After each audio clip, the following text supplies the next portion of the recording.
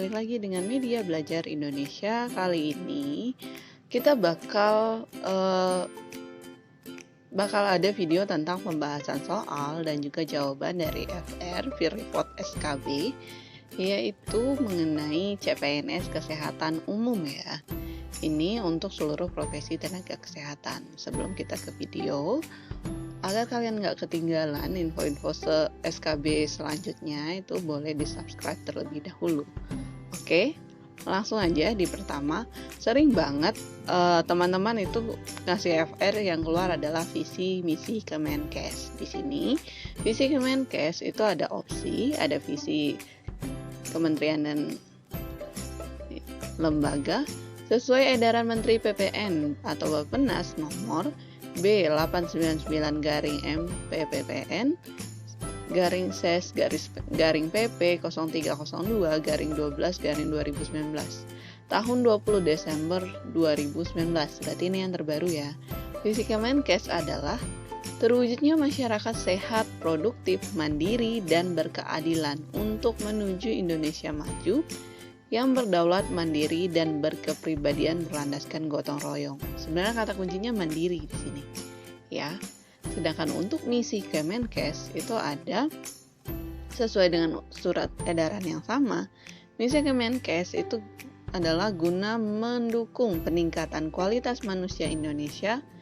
Kemenkes menetapkan misi sebagai berikut. Ada 4 misinya. Yang pertama, memperkuat upaya kesehatan yang bermutu dan menjangkau seluruh penduduk Indonesia. Yang kedua, memberdayakan masyarakat dan mengarus utamakan pembangunan kesehatan. Yang ketiga, meningkatkan ketersediaan pemerataan dan mutu sumber daya kesehatan. Sedangkan yang keempat, memantapkan tata kelola pemerintah yang baik bersifat inovatif. Itu dia visi dan misi dari Kemenkes. Selanjutnya, soal yang sering keluar itu tentang BPJS ya. Ada yang pertanyaan yang menanyakan kepanjangan BPJS itu apa? Ini soal dasar ya, semuanya pasti tahu BPJS merupakan Badan Penyelenggara Jaminan Sosial. BPJS itu terdapat dalam Undang-Undang Nomor 24 Tahun 2011 tentang BPJS. Karena keluar juga tentang undang-undangnya, ditanya nomor berapa. Selanjutnya ada yang ngasih FR tentang Hari AIDS, itu diperingati setiap tanggal berapa? Jawabannya adalah 1 Desember.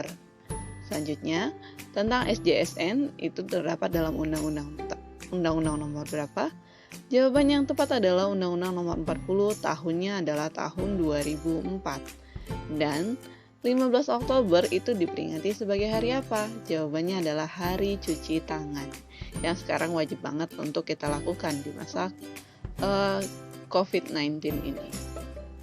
Selanjutnya, PBI ada yang ngasih FR, nggak cuma satu ya. Kalau kalian simak dari FR per harinya dari tanggal 1 sampai tanggal 7 yang udah diupload, PBI itu dibayarkan oleh siapa? Jawabannya adalah pemerintah.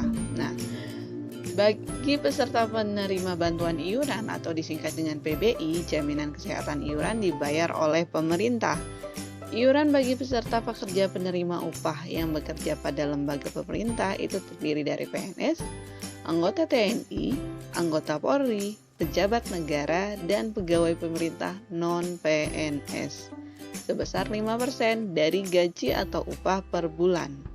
Nah, ada ketentuannya, yaitu 4% dibayar oleh pemberi kerja dan 1% dibayar oleh peserta. Selanjutnya, iuran bagi peserta pekerja penerima upah yang bekerja di BUMN, BUMD, dan swasta itu sebesar 5% dari gaji atau upah per bulan dengan ketentuan 4% dibayar oleh pemberi kerja dan 1% dibayar oleh peserta.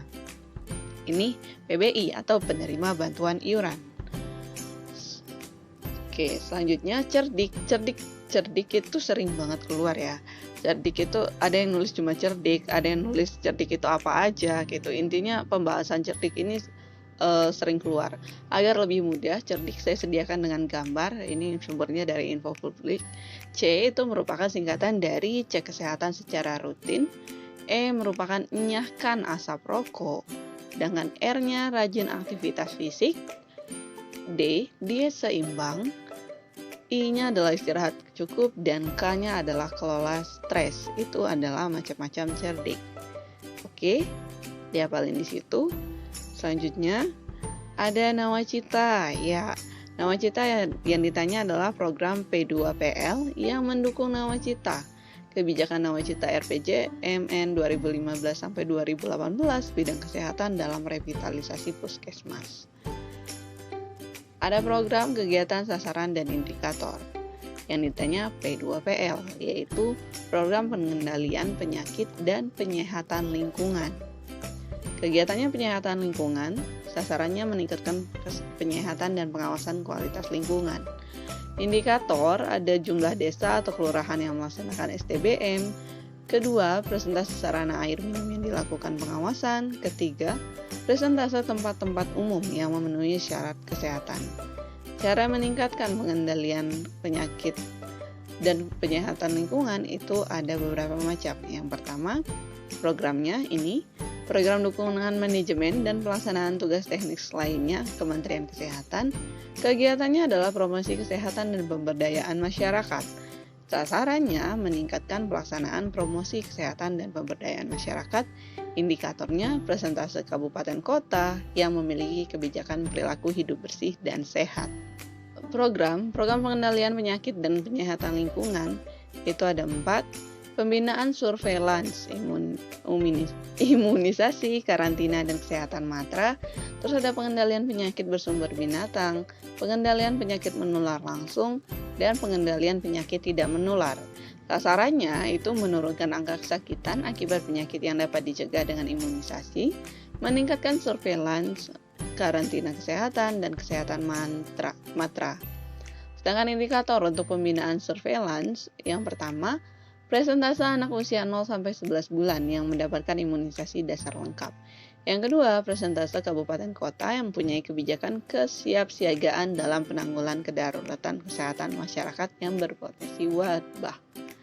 Sedangkan pengendalian penyakit bersumber binatang itu sasarannya adalah meningkatkan pencegahan dan penanggulangan penyakit tersebut. Indikatornya yang pertama ada 3 ya. Presentase kabupaten kota yang melakukan pengendalian vektor terpadu. Kedua, jumlah kabupaten kota dengan api. 3, jumlah kabupaten kota endemis. Nah, sedangkan sasaran untuk kegiatan pengendalian penyakit menular langsung itu adalah menurunkan angka kesakitan dan kematian akibat penyakit tersebut. Indikatornya adalah yang pertama, persentase cakupan penemuan kasus baru kusta tanpa cacat. 2, persentase kabupaten kota dengan angka berpenghasilan pengobatan TB paru BTA positif itu minimal 85%. Yang ketiga, persentase kasus HIV yang diobati. Dan yang keempat, sasaran untuk pengendalian penyakit tidak menular, menurunnya angka kesakitan dan angka kematian serta meningkatkan pencegahan dan penanggulangan penyakit tidak menular. Kedua, presentase puskesmas yang melaksanakan pengendalian PTM terpadu. 2, presentase kabupaten kota yang melaksanakan kebijakan kawasan tanpa rokok itu minimal 50%. Oh ya, ada juga tentang indikator PHBS yang ditanyakan. PHBS juga beberapa ada yang bilang ini adalah keluar. Sebelumnya, PHBS itu merupakan perilaku hidup bersih dan sehat. Untuk indikatornya ada 10. Yang pertama, di situ adalah pertolongan persalinan oleh tenaga kesehatan. Yang kedua, balita diberikan ASI. Ketiga, timbang balita. Keempat, rumah bebas jentik. Kelima, cuci tangan dengan sabun. Dan keenam, tersedia air bersih. Dan 4 lainnya, yang ketujuh adalah tersedia jamban. Ke-8, makanlah dengan gizi seimbang. Ke-9, lakukan aktivitas fisik setiap hari. Dan ke-10 tentunya tidak merokok. Ini adalah indikator PHBS atau perilaku hidup bersih dan sehat. Selanjutnya ada pertanyaan mengenai manfaat dari program KB. Program KB itu ada beberapa manfaat. Yang pertama, menurunkan resiko terjangkitnya kanker rahim dan kanker serviks. Kedua, menurunkan angka kematian maternal serta peningkatan IPM. Ketiga, menghindari kehamilan yang tidak diinginkan. Keempat, dapat meningkatkan kesehatan ibu hamil dan anak. Kelima, mencegah penularan penyakit berbahaya.